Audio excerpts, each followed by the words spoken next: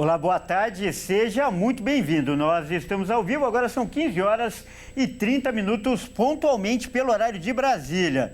Eu sou o Kleber Werneck e a partir de agora você confere comigo as notícias do Brasil e do mundo nesta edição da tarde do Redação Hit. E olha só, a gente começa falando da cerimônia de posse, de Donald Trump nos Estados Unidos. Ele que prestou o juramento agora há pouco e assumiu oficialmente a presidência dos Estados Unidos. Em seguida, fez seu primeiro discurso, destacando os pontos que vão marcar esse início de mandato. Acompanhe agora como foi o momento. Donald Trump prestou o juramento usando duas Bíblias, uma que pertence à sua mãe e outra de posse de Abraham Lincoln. O juiz John Roberts, da Suprema Corte, leu o texto ao lado dos 5 filhos. O republicano se tornou oficialmente o 47º presidente dos Estados Unidos. Trump retorna à Casa Branca após 4 anos. Ao final do juramento, Trump recebeu os cumprimentos de Joe Biden. Em seu primeiro discurso, Trump disse que a era de ouro dos Estados Unidos começa agora. O presidente prometeu que vai restaurar a integridade, competência e lealdade do governo norte-americano. Trump agradeceu o amor e a confiança de comunidades negras e hispânicas que votaram. Ele disse que vai levar a fé aos cidadãos americanos. Ele disse que quase perdeu a vida, mas foi salvo por Deus para fazer a América grande. Donald Trump afirmou que não vai esquecer a Constituição do país. Entre as primeiras medidas, Trump disse que vai declarar emergência nas fronteiras do Sul e todas as entradas ilegais serão proibidas. O novo presidente dos Estados Unidos falou que os imigrantes devem retornar aos seus países. Trump disse que vai permitir o uso de toda a rede de segurança contra invasões em um nível nunca visto antes. Ele também vai declarar uma emergência energética e usar as reservas e exportar energia para o mundo todo. Trump prometeu fazer com que a América voltará a crescer e será mais uma vez um país industrial. Trump disse que vai construir carros na indústria automobilística. Outro ponto em destaque foi trazer a liberdade de expressão na América. Ele falou que vai trazer lei e ordem de volta para o país.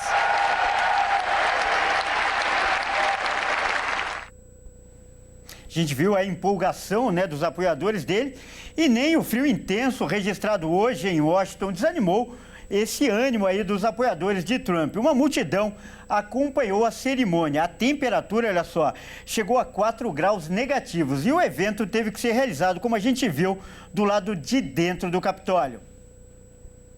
Pela primeira vez em 40 anos, a cerimônia de posse do presidente dos Estados Unidos aconteceu dentro do Capitólio. A mudança foi a saída encontrada para enfrentar o frio congelante, com sensação térmica de menos 11 graus, que atinge parte do país, e para que o evento pudesse ter a participação em peso dos convidados. Cerca de 220 mil ingressos já tinham sido distribuídos aos espectadores antes da mudança para dentro da sede do Congresso dos Estados Unidos. Com cerca de 25 mil policiais e soldados mobilizados, 48 quilômetros de barreiras erguidas, atiradores de elite nos telhados e drones no céu, o Serviço Secreto dos Estados Unidos colocou em prática um plano de segurança bastante robusto. Além da cerimônia de posse, estão programados vários outros eventos oficiais para esta segunda-feira. Trump assume a presidência dos Estados Unidos como 47º presidente, após obter 312 votos no colégio eleitoral e 51% dos votos populares. Olha, e o novo presidente dos Estados Unidos assume o cargo prometendo adotar uma linha dura no comércio com outros países. E isso, é claro, afeta com certeza o Brasil. Os norte-americanos, é bom a gente lembrar, são o segundo maior parceiro comercial do nosso país, atrás apenas da China. Donald Trump retorna à Casa Branca com um discurso protecionista, visando favorecer a atividade doméstica e limitar a concorrência estrangeira. Embora setores importantes da economia norte-americana possam se fortalecer, há uma clara pressão inflacionária. O presidente promete mudanças nas políticas de imigração, no setor de energia e nas relações comerciais da maior economia do mundo. Trump espera um aumento de produtividade das empresas, mas há o risco de aumento nos preços pela redução da mão de obra ou pelo efeito de muitas taxas contra concorrentes de fora. Com o fluxo de dinheiro voltado para lá, o dólar se valoriza frente a outras moedas. Para o Brasil, R$1 mais fraco significa inflação mais alta. Com juros elevados no exterior, o Banco Central pode precisar subir a taxa básica de juros brasileira ou mantê-la alta para evitar a saída de investidores do país. Fora isso, há mudanças importantes no comércio exterior, já que os Estados Unidos são o nosso segundo maior parceiro comercial. Olha, e muitos países temem os efeitos de uma deportação em massa de estrangeiros dos Estados Unidos já a partir de amanhã. Por isso, um grupo de países, entre eles o Brasil, expressou grave preocupação com os direitos humanos lá nos Estados Unidos. Reunidos no México, os diplomatas emitiram uma declaração em que é feito um chamado a todos os países do hemisfério para que procedam de acordo com o direito internacional, os direitos humanos e a legislação nacional para gerir a migração com uma abordagem humanista, especialmente diante da ameaça de deportações em massa. O documento, que contém 14 pontos, lembra que todas as pessoas migrantes, independentemente de sua situação migratória, têm direitos fundamentais e inalienáveis, e que todos os estados estão obrigados a respeitá-los, protegê-los e a procurar adotar medidas para sua plena realização. Assinaram Brasil, Belize, Colômbia, Cuba, El Salvador, Guatemala, Haiti, Honduras, México e Venezuela. O novo chefe de políticas migratórias do novo governo de Donald Trump, Tom Homan, disse à Fox News que a partir de terça-feira serão realizadas prisões em massa de imigrantes sem documentos em todo o país, cumprindo a promessa de campanha do republicano de deportar milhões de imigrantes sem documentos.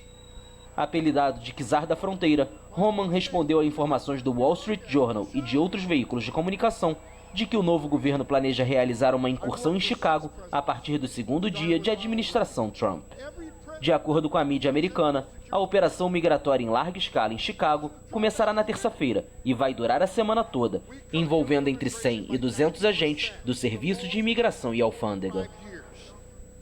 Olha, e para falar mais sobre a posse de Donald Trump, que, aliás, interessa o mundo todo pela importância dos Estados Unidos, nós vamos conversar agora com um especialista. O nosso convidado é o professor Ricardo Rios, ele que é mestre em Relações Internacionais. Boa tarde, professor Ricardo. Seja muito bem-vindo. Um grande prazer recebê-lo no nosso jornal. Boa tarde, Kleber. Uma boa tarde a você que nos assiste. Professor, eu li em um grande site de notícias, um título que me chamou muito a atenção. Dizia o seguinte: Trump volta ao governo mais forte do que nunca. Você concorda com essa afirmação? Sim, Kleber, por dois motivos. Primeiro, ele veio de vários julgamentos de questões do governo dele e ele venceu.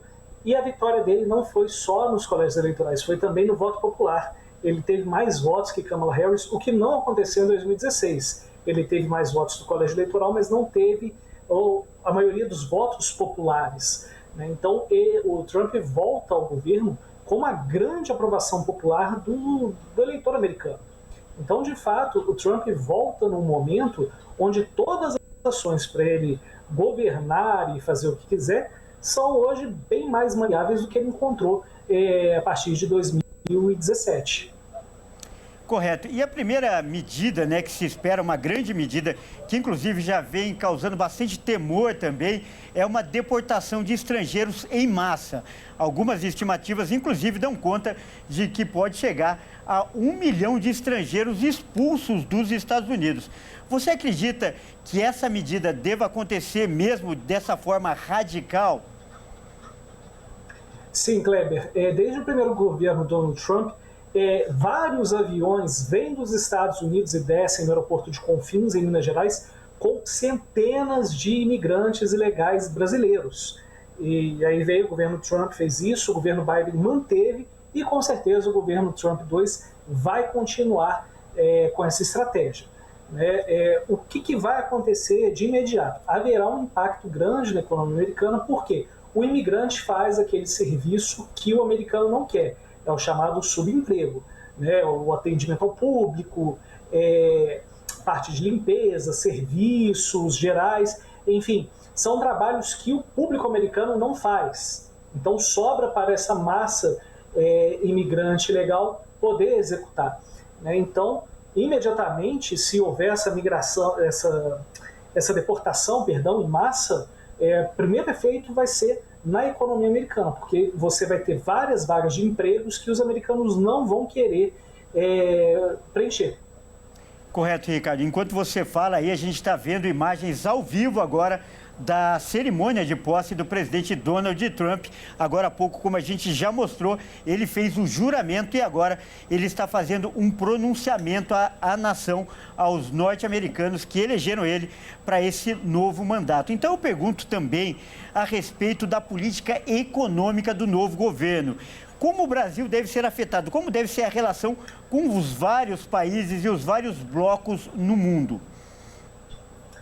Kleber, aproveitando as imagens do discurso, minutos antes de nós entrarmos no ar, eu acompanhei aqui alguns trechos, e ele fala claramente que ele vai libertar os presos dos protestos de 6 de janeiro. Então a gente tem que ficar de olho aqui, porque pode ser que essa decisão tenha ressonância na Câmara dos Deputados, no Senado, de parlamentares que queiram aplicar o mesmo a quem fez lá os protestos de 8 de janeiro, a tentativa de golpe em Brasília. Mas em relação à economia, o que o Trump propõe?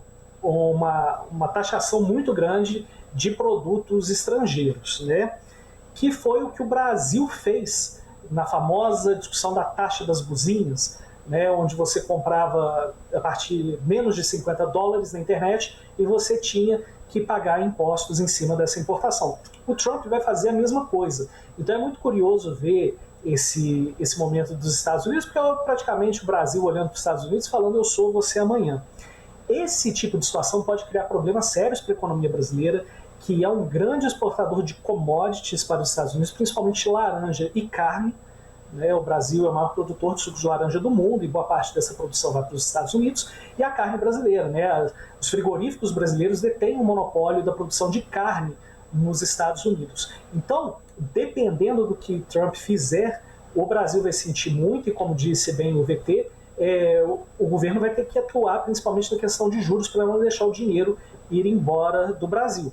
Porém, a gente tem uma outra situação que é a China, né? A China pode suprir aí um pouco o vácuo que os Estados Unidos vão deixar com grandes volumes de importação e de exportação aqui para o Brasil e para a América do Sul.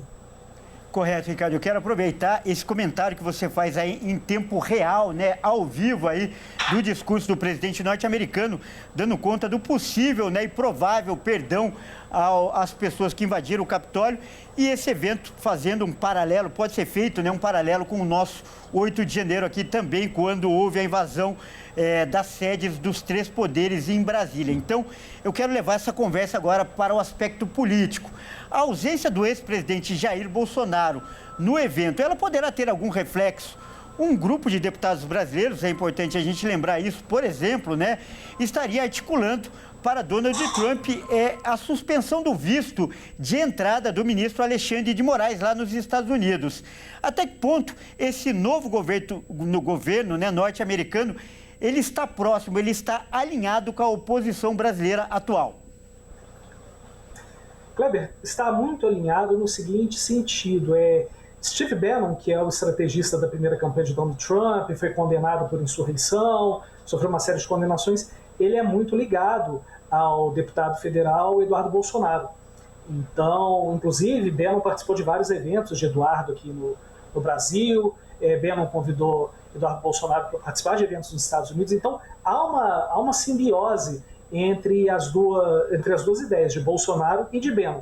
Bannon aproximou os Bolsonaro de Trump e, de fato, se você pega alguns discursos de empresários e líderes ligados a Donald Trump, você vê muito isso, de que há um discurso de que o Brasil vive uma ditadura do judiciário e que Donald Trump precisa resolver isso, né? Então, há sim essa proximidade, mas sempre lembrando uma coisa que pode até confundir as pessoas. O presidente Lula não foi convidado para participar da posse.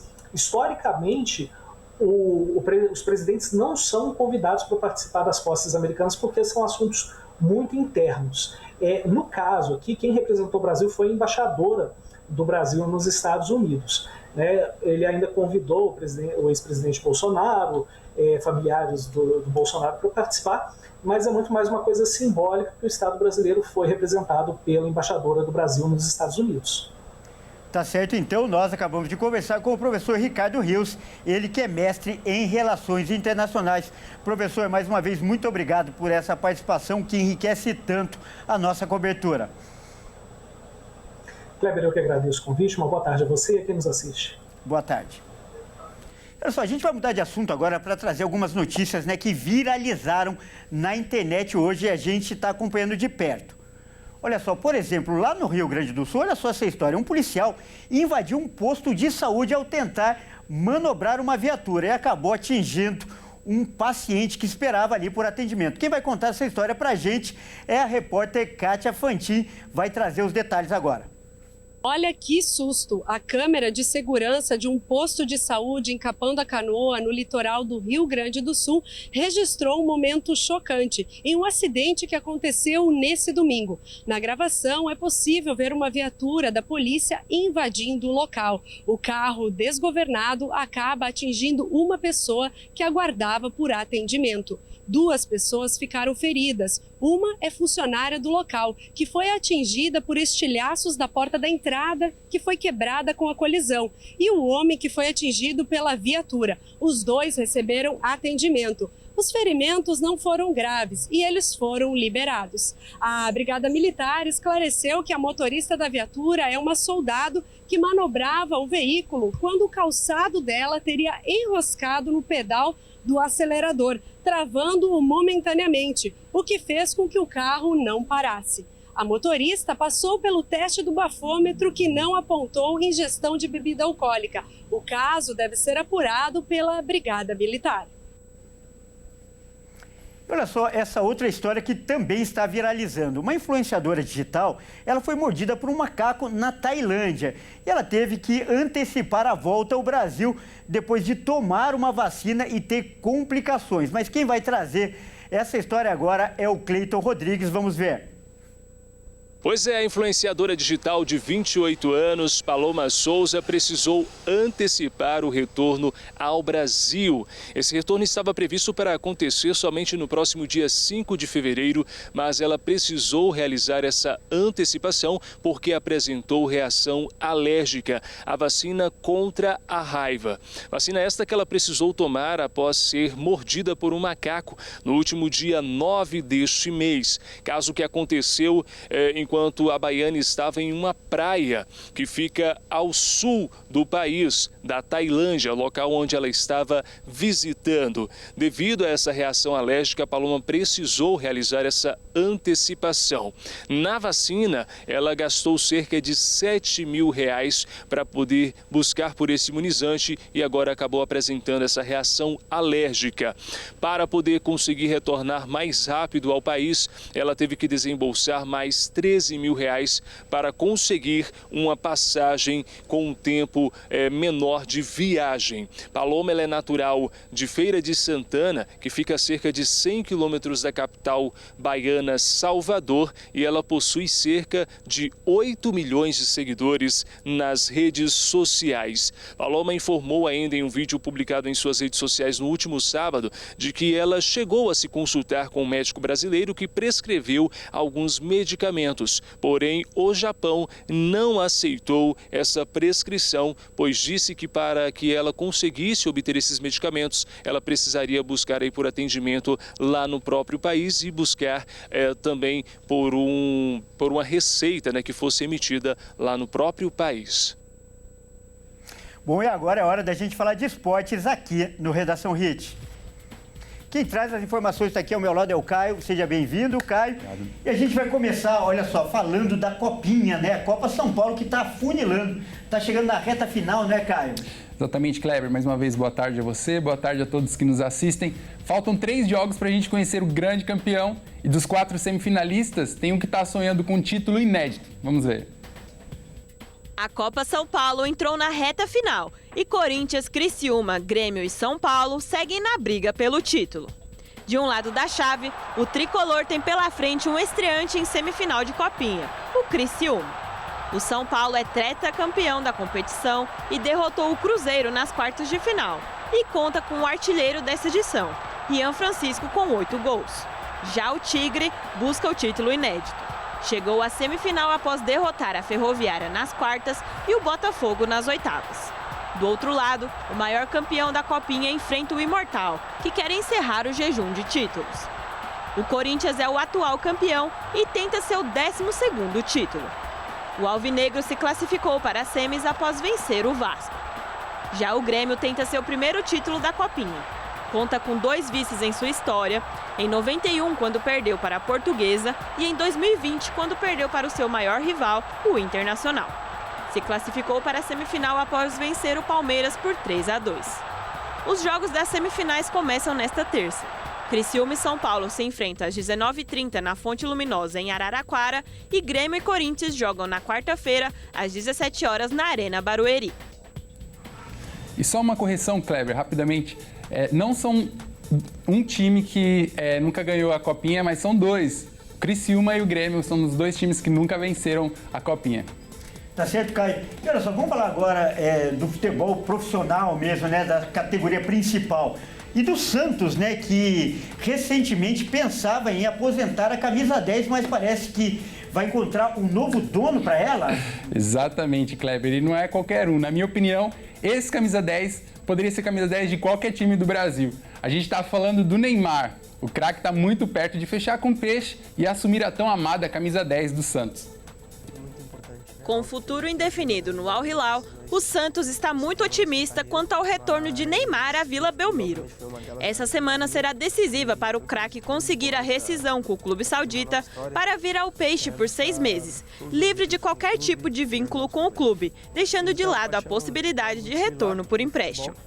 Embora esteja encaminhada, a rescisão não é simples. Ainda existe um acordo financeiro a ser feito, já que restam cerca de 65 milhões de dólares, aproximadamente 400 milhões de reais, para Neymar receber do Al Hilal. E o jogador não quer abrir mão deste valor. O Santos acompanha a situação tranquilamente, pois já tem um acordo com Neymar.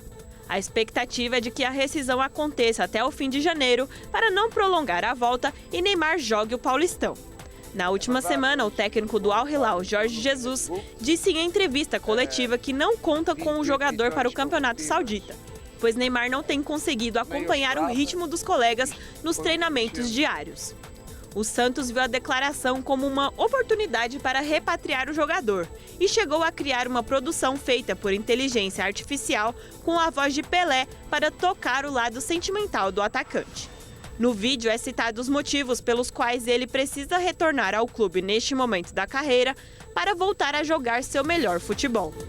A produção emocionou o pai e o staff do jogador. Nesta temporada, o Santos não disputa torneios continentais, mas Neymar entende que poderá reencontrar a alegria em jogar futebol e o carinho que precisa para retomar a sua condição física. Em 6 meses jogará 3 campeonatos e no Peixe terá certeza que será utilizado, além de poder reencontrar o carinho da torcida que o tanto ama. Olha, vamos falar de Corinthians agora. Aliás, o Corinthians pode ter mudança na presidência, né, Caio? Conta pra gente essa outra história. É uma noite decisiva, viu, Kleber? Bom, nessa noite vai acontecer a votação do impeachment do presidente Augusto Melo. Caso perca, o presidente será afastado imediatamente. Apesar do Corinthians não entrar em campo hoje, essa noite promete ser muito agitada no Parque São Jorge. Isso porque a partir das 18 horas começará a reunião que pode afastar o presidente do Timão, Augusto Melo, por impeachment. O presidente é acusado de corrupção após alegações de desvio de dinheiro no contrato com a Vai de Bet, a casa de apostas que patrocinou o Corinthians. Mas o caso ainda está sob investigação pela Polícia Civil. A reunião deve acontecer da seguinte forma: após a apresentação dos fatos que levaram o presidente a julgamento, tanto a defesa quanto a acusação poderão falar. Depois das apresentações, o primeiro passo é decidir se o pedido de destituição será admitido ou não. Caso a maioria dos conselheiros rejeite, o caso é arquivado. Mas se for decidido dar prosseguimento, a votação seguirá de forma sigilosa e todos os conselheiros do clube poderão votar. Hoje, o corpo de conselho do Corinthians conta com 300 conselheiros ativos. Se a maioria votar no impeachment do presidente, ele será afastado imediatamente. No lugar dele assume o primeiro vice-presidente, Omar Stabile. Caso os conselheiros rejeitem o impeachment, Augusto Melo continuará na presidência do clube. Olha, e a gente vai falar agora para finalizar esse bloco de esporte do basquete americano. Mas é uma história inusitada. Um autógrafo virou notícia, Caio? Conta pra gente. Por essa eu nunca vi, Kleber. Depois de uma partida da NBA, o Shai Alexander, do Oklahoma City Thunder, estreou um novo local de autógrafo, às costas de um bebê. Vamos ver. Alexander brilhou e foi um dos principais responsáveis pela vitória do Oklahoma City Thunder contra o Brooklyn pela principal liga de basquete, a NBA. O armador do Thunder busca o título de jogador mais valioso da temporada, e foi o cestinha do jogo, marcando 27 pontos, além de contribuir com 10 assistências e 3 rebotes. Após a partida, os fãs se juntaram para tirar fotos e pedir autógrafos. E em meio a tantas camisas autografadas pelo astro, um gesto inusitado chamou a atenção. Um torcedor pediu para que o jogador autografasse as costas do seu bebê. E apesar de ser um pedido não muito comum, o atleta autografou o pequeno torcedor. O vídeo viralizou e caiu nas graças dos torcedores. Por essa a gente não esperava mesmo, né, Kleber? Que lugar para autografar, mas fã é fã, né, Caio? Pois é. Bom, eu fico por aqui, um grande abraço a você, a todos que nos assistem. Até mais. Muito obrigado e até amanhã, Caio. Até. E olha só, para finalizar, né, um alerta. Nós estamos no Janeiro Branco, um mês de alerta e conscientização para os cuidados com a saúde mental. Um estudo divulgado pela Organização Mundial da Saúde, a OMS, revela quais são as profissões que mais sofrem com estresse, depressão e ansiedade. Vamos ver agora quais são elas com a Amanda Silva. É cada vez maior o número de trabalhadores que pedem afastamento por problemas emocionais e a Organização Mundial da Saúde divulgou uma lista com as carreiras mais afetadas. Vamos ver agora quais são essas profissões. O primeiro lugar da lista aparecem os enfermeiros, em segundo lugar vêm os professores e na sequência aparecem policiais, atendentes de telemarketing, agentes carcereiros e jornalistas. Essas profissões foram apontadas como as profissões com a maior tendência a causar transtornos mentais e comportamentais. Isso segundo especialistas envolvidos na pesquisa. E na lista de transtornos mais comuns, a ansiedade e depressão aparecem nas primeiras colocações. E não por acaso, segundo a Organização Mundial da Saúde, o Brasil tem a população com a maior prevalência de ansiedade no mundo. Aproximadamente 9,3% dos brasileiros sofrem de ansiedade patológica e 5,8% da população brasileira sofre de depressão. Mas vale lembrar que, apesar dessas pesquisas mostrarem apenas algumas profissões, todos os trabalhadores podem desenvolver transtornos mentais. Isso porque o fator predominante para o desenvolvimento de empregados com transtorno mental é a qualidade do ambiente de trabalho. Bom, é isso aí, essa edição fica por aqui. Eu agradeço demais a sua companhia. E você que não é de São Paulo, não nos acompanha pela Rede TV, fique agora com a sua programação local. Muito obrigado pela audiência e até mais.